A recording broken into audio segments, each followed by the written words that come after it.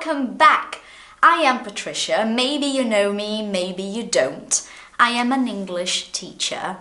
However, English is not my first language. My first language is Portuguese. I am Brazilian.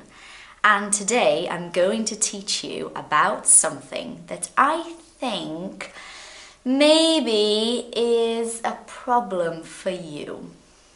I think we're gonna have to talk about this. Today I'm going to teach you about using verb to be. But we don't need books. We don't need books. No, we don't. No, this is boring. Oh, no, hold on a minute. I love this book. But to study English with this book is so daunting. This is a new word, isn't it?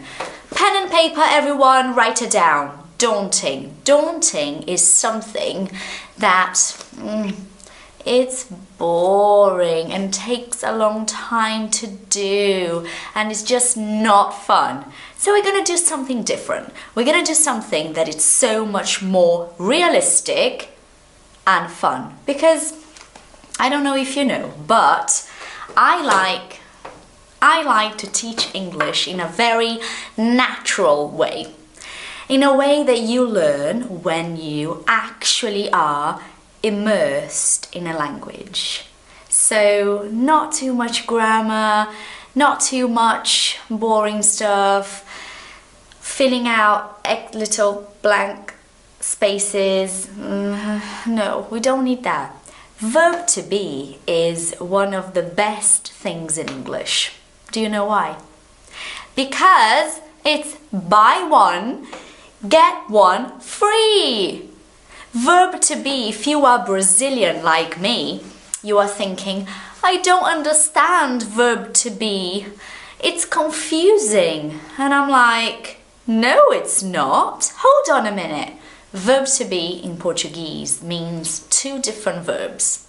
So it's one verb in English, verb to be, and two verbs in Portuguese, these verbs here. Okay? So when you look at verb to be, you need to look at it like it's a gift, like it's a present. Because really, you are learning two verbs with just one verb. So you buy one, you know, when you go to a shop and you need to buy milk, so you give the money and you take the milk. Verb to be is something like this. You buy one, but you get two verbs. So it's amazing. Stop complaining about verb to be. We're going to do a very simple exercise today to help you understand verb to be. We're going to start in the present. I'm going to tell you 5 sentences about me, real sentences, using verb to be, meaning something that is kind of, because with grammar you cannot say 100% because things change, okay? A meaning that kind of represents something fixed, like something permanent, something that doesn't change. For example, sentence number 1.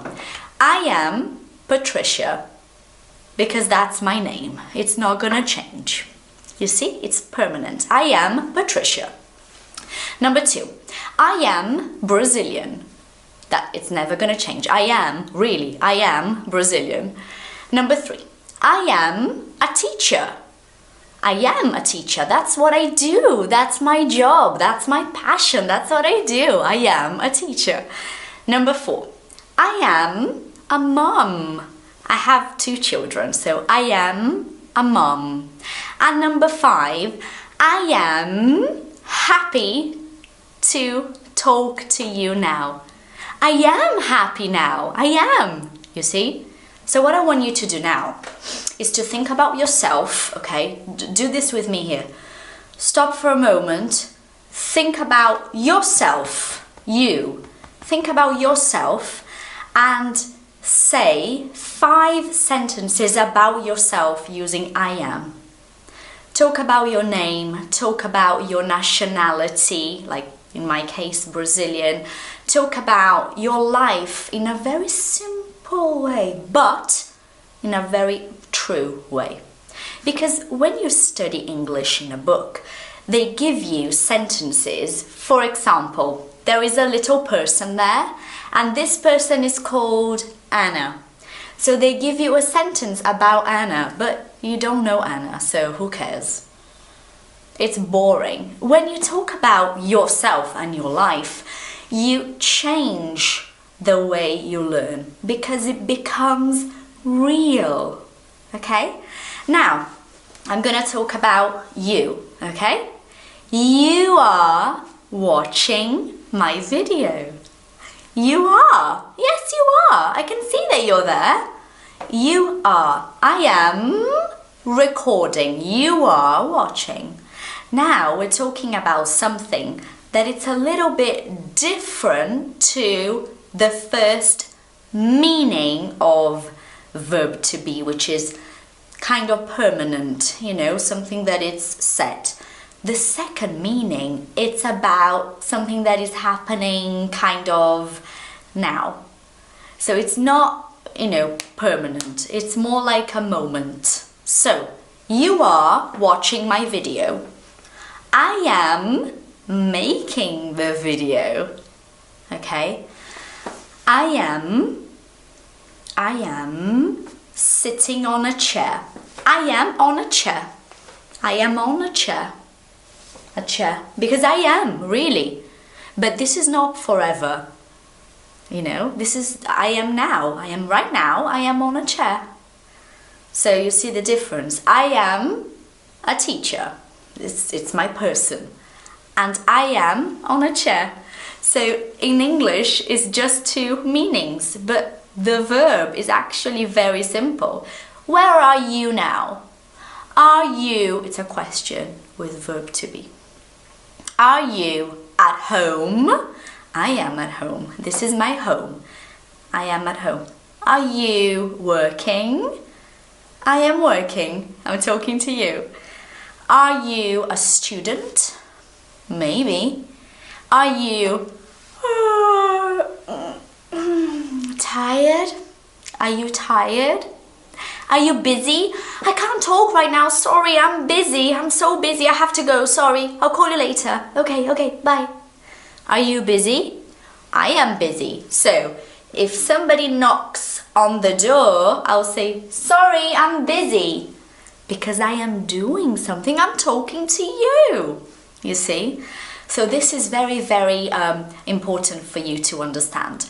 Verb to be is two things, depending on the situation. And of course, you will understand verb to be depending on the context of the situation. Come on. And you don't need books for that. You just need a little bit of practice. Now, think about two people that are very close to you. Maybe siblings. Siblings is brothers and sisters. Maybe your parents, mom and dad. Maybe your children, your daughter and your son. Two people, okay? I'm going to talk about my children, okay? Dominic and Naomi, my children. I'm talking about two people, Dominic and Naomi. Doesn't matter if it's boy or girl in English, okay? It's so easy in English, really. They are at school right now. They are not here. They are at school. You see? Now something permanent about my children. They are Brazilian, like me. Okay? So this is kind of the idea.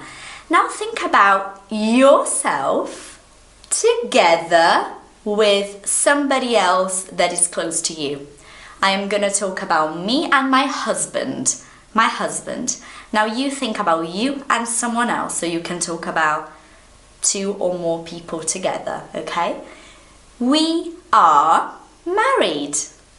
We are married. Okay? Now one thing that if you are Brazilian like me, sometimes can be confusing about verb to be is when you talk about your age. I am old. I am 31 years old. I am 31. You don't say I have. Never. In English we say I am when you talk about your age. How old are you? I want you to answer me. It doesn't matter that I can't hear you. It's okay. I want you to answer. Say, Patricia, I am 21. I am 40. I am 35. Doesn't matter. I want you to tell me, okay? So this is verb to be. Hello. Why are people so afraid of verb to be? It's simple. You just need to practice. This is the present, okay, guys? Verb to be in the present. Verb to be in the past is even more simple because you just have two conjugations. You have was or were. So I was, this is the past, okay? I was eating lunch 20 minutes ago. I was eating lunch. Now I'm not. I'm not eating now, am I? Hello? No. I was eating lunch. You were, what were you doing 20 minutes ago? Maybe you were watching TV. Maybe you were driving home. You were. So you say, I was. When I talk about my daughter, for example, just one person, and it's a she. My daughter is called Naomi. It's a girl. So I say she was sleeping this morning. She was. Now she's not. Now she is at school. See? So of course you have to adapt verbs and conjugate verbs as you speak, obviously. But this is easy. It's just practice. So follow my tips about thinking of people that are close to you, real sentences, nothing, don't be too creative here. This is not about your creativity, this is about you understanding how to actually use verbs when you talk in English. I hope you enjoyed this video. If you did, remember, click on like, share with your friends, leave a comment down below, and I'll see you. Subscribe for more, and I'll see you next time. Thanks for watching. Bye.